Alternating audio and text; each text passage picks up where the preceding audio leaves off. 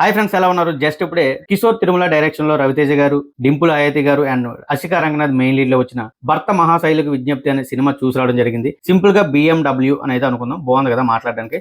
So ఈ BMW cinema ఎలా ఉంది? ఈ సంక్రాంతి రేసులో ఆల్రెడీ రాజా సాబ్, మనశంకర వరప్రసాద్ గారు అండ్ అలాగే రేపు అనగనగా ఒక రాజు అండ్ నారీ నారీ నడుమ మురారి ఇన్ని సినిమాల మధ్యలో రవితేజ గారు రీసెంట్ ట్రాక్ రికార్డ్ కూడా అయింది బాలేదు. బేసిక్ గా ఆడియన్స్ కూడా ఆల్మోస్ట్ ఇంకా రవితేజ గారి నుంచి ఒక సినిమా వస్తుందంటే మేబీ యావరేజ్ ఆర్ ఫ్లాప్ అనే టాక్ తోనే ఉంటున్నారు చాలా మంది. మరి ఇలాంటి పండగ టైంలో ఫ్యామిలీ ఆడియన్స్ ని మెప్పించి తను మళ్ళీ ఇట్ ట్రాక్ ఎక్కే అవకాశం ఉన్న టైంలో భర్త మహాశైలకు విజ్ఞప్తి అనే సినిమాతో వస్తున్నారు. మరి ఆ సినిమా ఎలా ఉంది ఏంటి అనేది ఫుల్ రివ్యూలో చూద్దాం. గైస్, నా తరపున ఒక రిక్వెస్ట్, మీరు కనుక ఇంకా మన ఛానల్ ని సబ్స్క్రైబ్ చేసుకోకుండా చూస్తూ ఉంటే ఛానల్లో ఉన్న కంటెంట్ ని చూడండి, నచ్చితేనే సబ్స్క్రైబ్ చేయండి అండ్ వీడియోకి ఒక లైక్ చేయడం మాత్రం మర్చిపోద్దు. మీరు కొట్టే ఒక లైకే మన ఛానల్ కి మంచి రీచ్ అయితే తెచ్చిపెడుతుంది.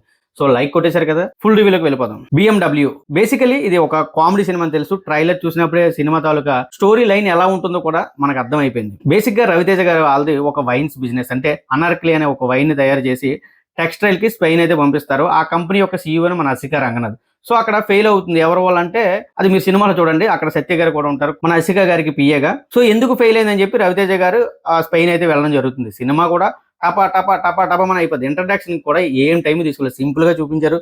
సినిమా అలా పోయిందంటే అసలు ల్యాగ్ లేకుండా మొదలైంది సినిమా, సింపుల్ గా చెప్పాలంటే. సో అక్కడ చాలా ఫన్ జనరేట్ అవుతుంది. ప్రతి సీన్ లో కూడా సత్య గారి నుంచి కానివ్వండి, రవితేజ గారి నుంచి కానివ్వండి అండ్ వెన్నెలా కిషోర్ గారు అయితే త్రూలీ రవితేజ గారితో పాటు సినిమా అంతా ఉన్నారు.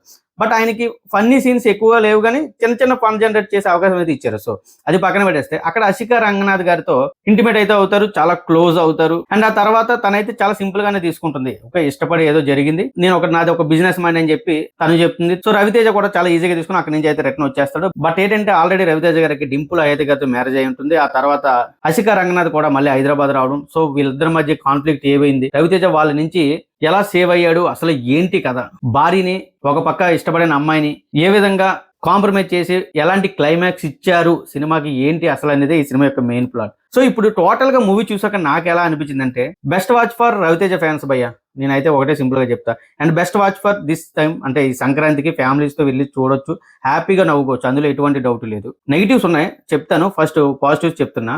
అండ్ ఇంకొకటి ఏంటంటే అసికా రంగనాథ్ గారిని చాలా బోల్డ్ గా చూపించారు కొన్ని సీన్స్ లో.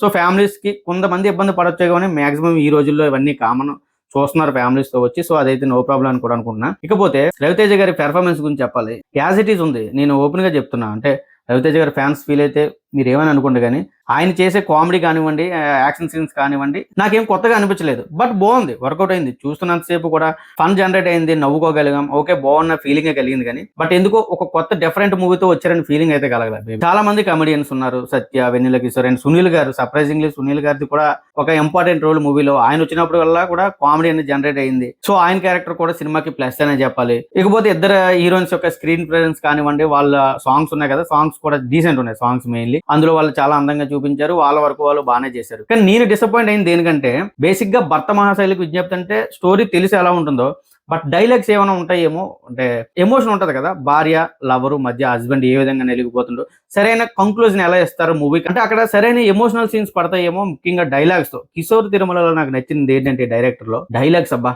రాస్తాడు. మీరు కావాలితే పాత సినిమాలు ఏవైనా చూసుకోండి, ఉన్నది ఒకటే జిందగీ కానివ్వండి, చిత్రలహరి కానివ్వండి, ఏదైనా ఆయన ప్రీవియస్ మూవీస్ లో ఏదైనా చూసుకోండి, లిటరల్లీ ఒక్కొక్క డైలాగ్ ఒక్కొక్క డైమండ్ లా ఉంటాయి ఆయన సినిమాల్లో. సో అలాంటిది అంటే స్టోరీ అనేది కామెడీ వేలో వెళ్ళిన నేను ఆశించింది డైరెక్టర్ నుంచి బెస్ట్ రైటింగ్, అబ్బా అది ఎందుకో నాకు మిస్ అయింది అనిపించింది. లేదు ఈయన సినిమా ఇది కాదనే ఫీలింగ్ నాకు ఎండ్ వరకు కూడా.